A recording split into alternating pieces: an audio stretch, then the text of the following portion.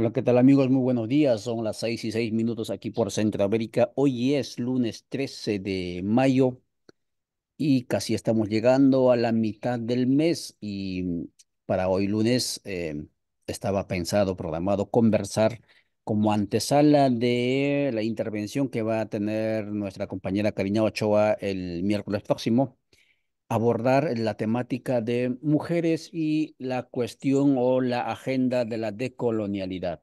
De eso vamos a hablar hoy, gracias a nuestras amigas y amigos que nos permiten ingresar a través de sus canales a su audiencia, específicamente a Rondas Campesinas del Perú, a Minca Comunicaciones de Argentina, al Carajo.dg de Colombia, Radio Dignidad de Honduras y obviamente había La Soberana Codeca Guatemala y www.radiovictoriagt.com, desde donde generamos este contenido. Muchas gracias, Karina. Bienvenida a www.radiovictoriagt.com. Gracias por estar con nosotros. Saluda a la audiencia que ya la están viendo.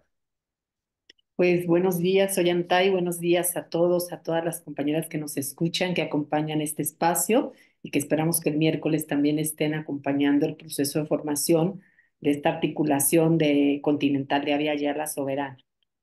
Por supuesto que sí, miércoles es la segunda jornada donde usted va a facilitar con la temática esto de colonialidad o descolonización y feminismo y despatriarcalización. Em, Hay una cuestión que yo le planteaba antes de entrar a en vivo, y era esta cuestión de que históricamente a las compañeras no se las ve, y eso tiene, me imagino, más de una explicación, ¿no? En los registros bibliográficos, ni en la filosofía latinoamericana o filosofía de la liberación, ni en diferentes disciplinas, digamos, del continente, y no vamos a decir tampoco a nivel occidental, porque sabemos por dónde viene el asunto.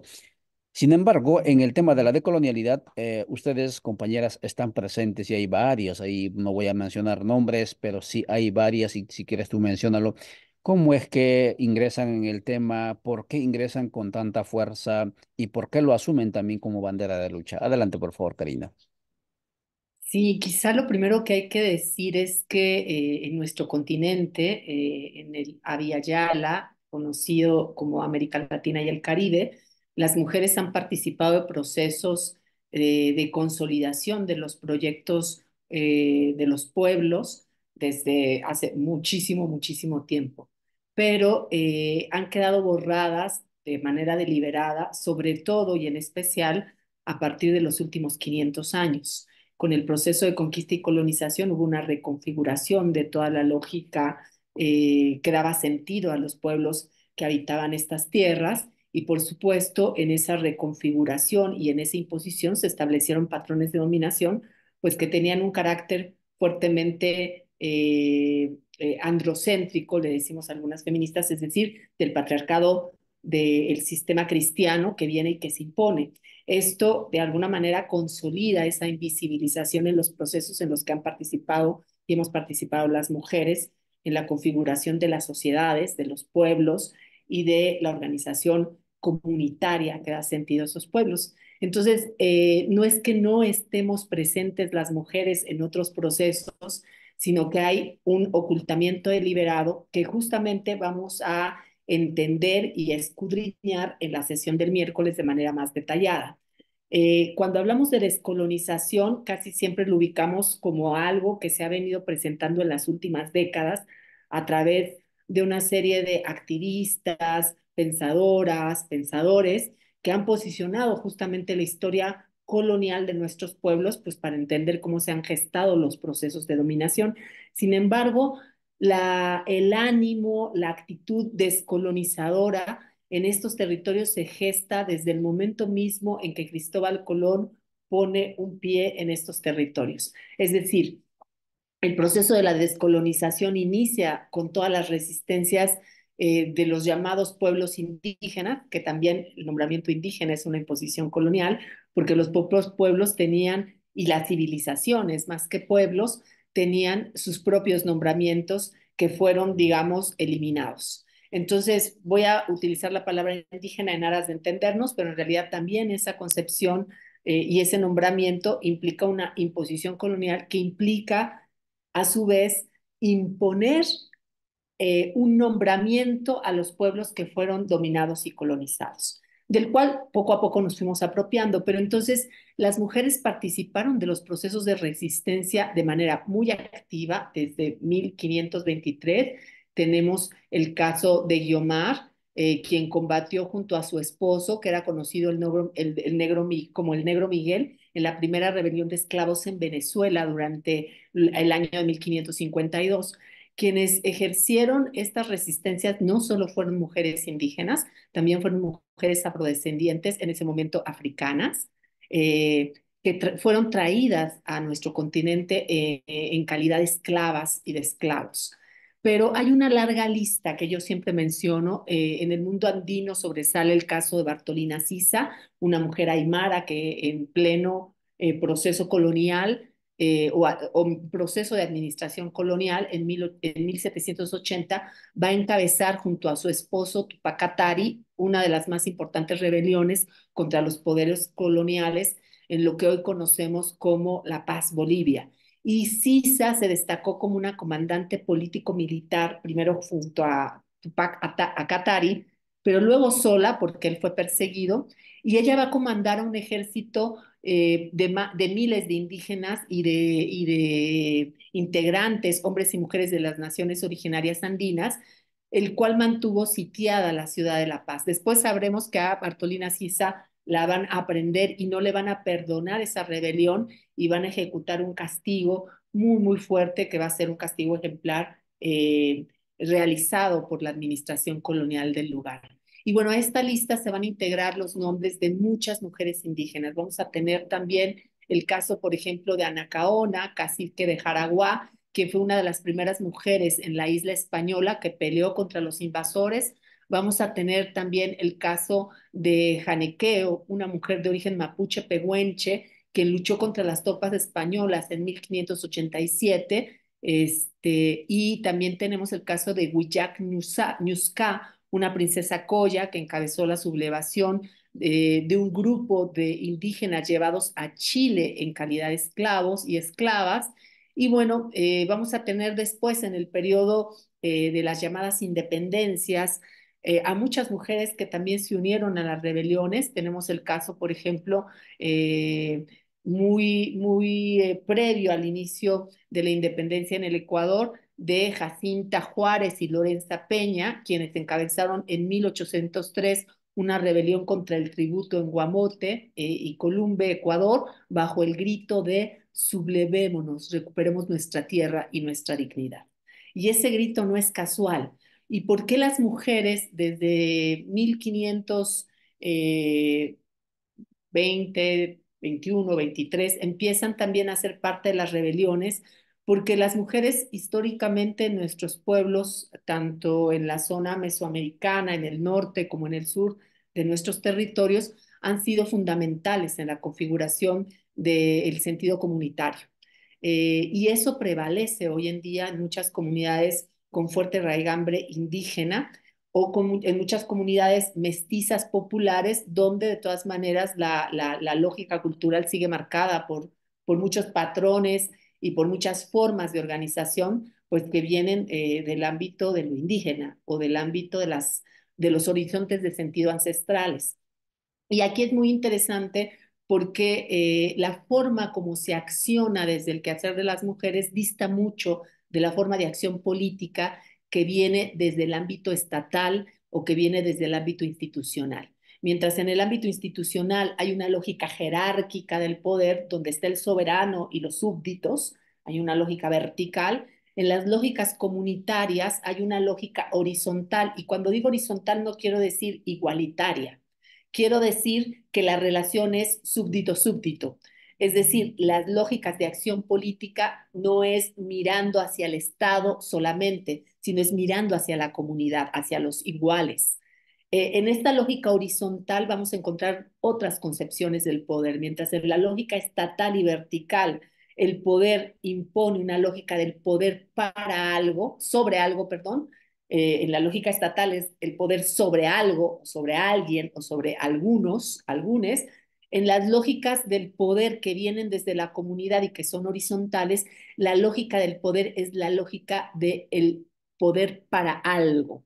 Y en eso las mujeres estamos sumamente entrenadas, porque las mujeres constantemente participamos de la acción política, muchas veces no como representantes, pero, y muchas veces sí, pero sobre todo tenemos una acción política o somos sujetas políticas porque constantemente estamos participando en los espacios de acción comunitaria para la configuración y permanencia de la comunidad.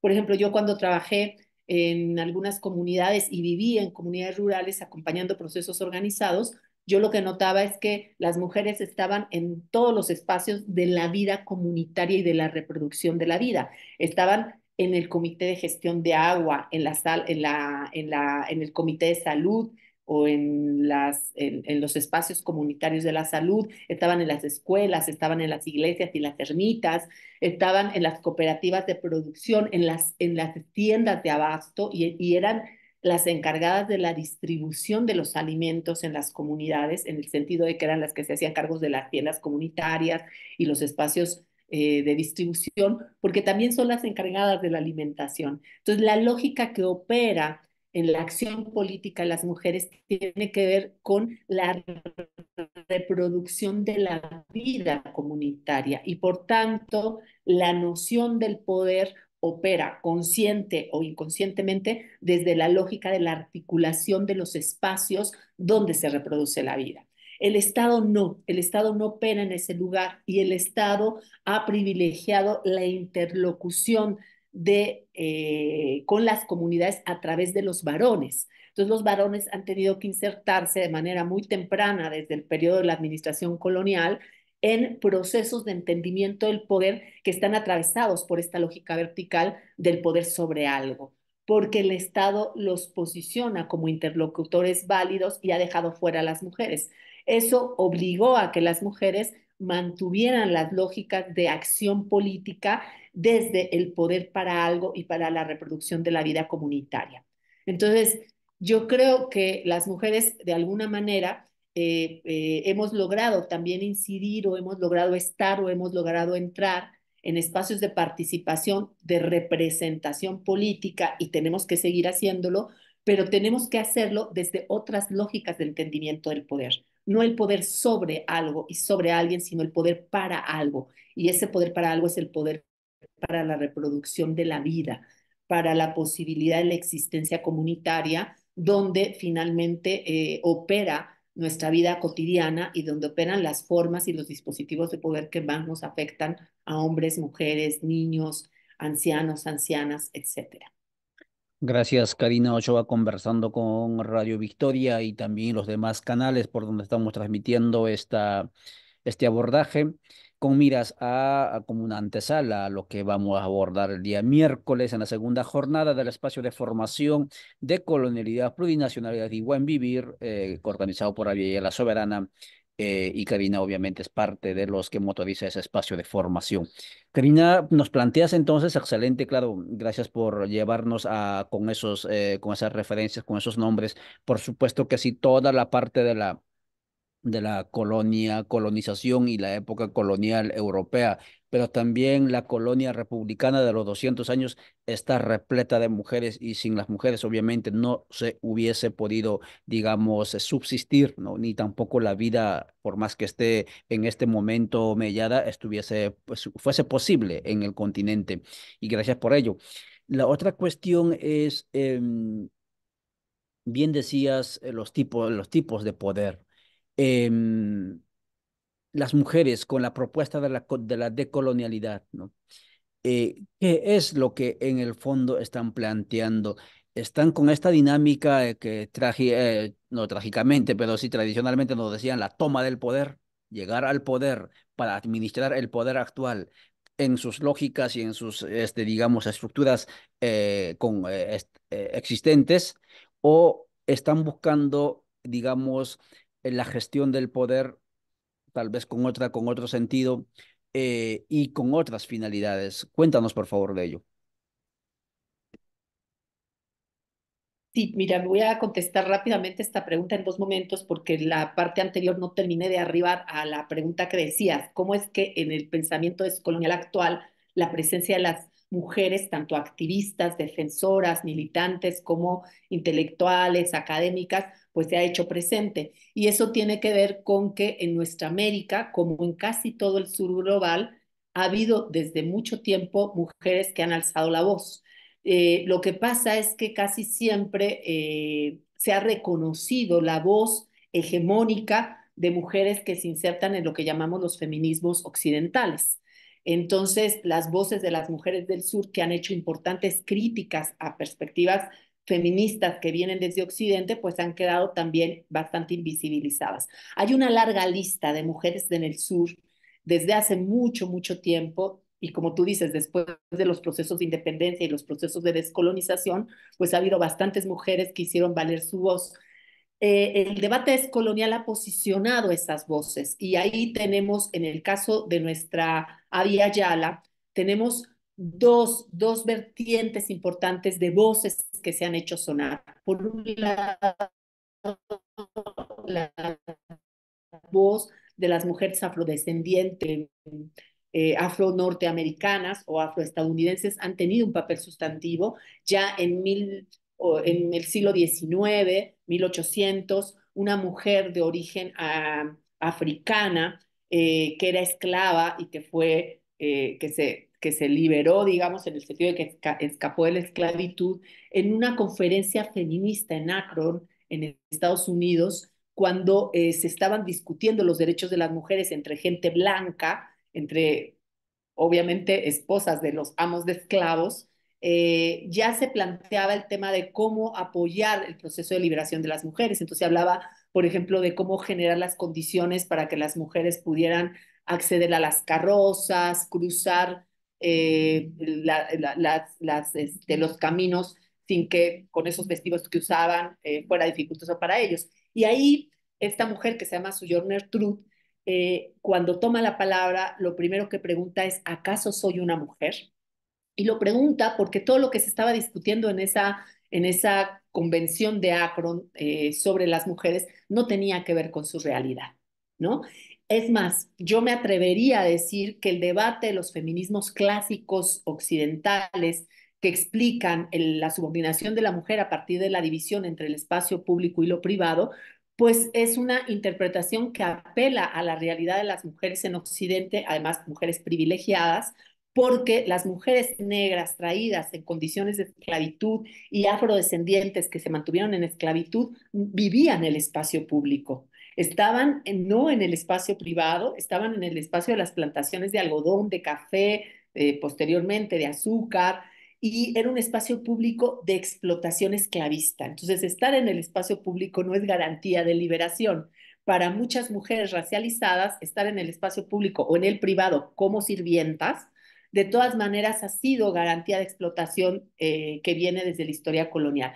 Entonces, desde el sur empezamos a hacer cuestionamientos a una mirada crítica de liberación de las mujeres que está centrada en la experiencia particular de las mujeres occidentales. Muchos años más tarde, una mujer que se llama Bell Hooks, en la década de los 80, va a hacer una crítica a una mujer feminista blanca que se llama Betty Friedan, que era una gran líder del movimiento feminista en Estados Unidos, y justamente lo que va a plantear es que su concepto de mujer es un concepto que universaliza la particular historia y la particular experiencia de explotación de las mujeres blancas. Ella lo va a decir aún más radical, va a decir de las ociosas amas de casa blancas. Entonces, lo que se va a poner en cuestión en un primer momento y de manera muy contundente es cómo se empieza a construir también una visión eurocentrada, una visión universalizante de la experiencia de ciertas mujeres, dejando fuera la heterogeneidad de experiencia de las mujeres racializadas, donde la explotación sexual, la explotación a través de la servidumbre y a través de la esclavitud y otro tipo de explotaciones está impresa en nuestra historia, en nuestra experiencia, en nuestros cuerpos, a través de procesos de racialización que se gestaron desde 1500 y 1520 y tantos en adelante. Esa va a ser una crítica, pero luego después va a haber toda una tendencia más reciente de voces de mujeres que empiezan justamente a apelar a la idea de otro tipo de feminismos. Estamos en el marco de los debates descoloniales, estamos, por ejemplo, compañeras que nos planteamos como feministas descoloniales, pero hay compañeras que no se plantean como feministas descoloniales, que se llaman feministas comunitarias, que se llaman feministas anticapitalistas, que se llaman feministas indígenas y que empiezan a postular una mirada diferente que pone en cuestión la mirada hegemónica del feminismo occidental blanco, que no reconoce el hecho de los procesos de dominación racial que han operado sobre otras mujeres y que han definido la realidad de las mujeres del sur. Entonces, hay una diversidad de voces que me parece necesario que empecemos a reconocer porque hacen otras opuestas y lo hacen desde otras miradas. Lo primero que hacemos es plantear que no se puede universalizar la condición de las mujeres y que hay una heterogeneidad de formas de existencia de las mujeres que tienen que ser reconocida y que también tiene que ser reconocida esa forma de dominación que ha funcionado sobre esa heterogeneidad de existencias femeninas. Cuando hablamos de femenino, no solo hablamos de mujeres, también hablamos de sujetos que han sido feminizados. Y entonces nuestros territorios son feminizados en la medida en que son territorios que se piensa que pueden ser explotados, penetrables, etcétera, etcétera. Entonces, la feminización no solo pasa por la corporalidad del ser mujer, sino pasa por procesos de cómo se nos ha significado y cómo se nos ha explotado y dominado bajo formas específicas, pues que tenemos que ir desmenuzando para irlas entendiendo de manera histórica. Muchas gracias, Karina Ochoa, conversando con nosotros. Son 6:28. Amigas y amigos, esto es solamente un adelanto, una antesala, una introducción de lo que seguramente Karina abordará el miércoles, pero también posteriormente seguiremos teniendo tiempo. Karina va a estar con nosotros en Guatemala, en tres lugares, en Alta Verapaz, en Petén y en Guatemala Ciudad en el mes de mayo. Así que también atentos a los que nos siguen en Guatemala, pues vamos a estar anunciando los lugares específicos y las días, las fechas y las horas de la actividad. Karina, para avanzar y concluir tu mensaje, tu llamado a las personas que todavía no están registrados o quizás están titubeando allí si continuamos o no con el proceso de formación que acabamos de empezar el miércoles pasado sobre de colonialidad, plurinacionalidad y buen vivir. Adelante, por favor.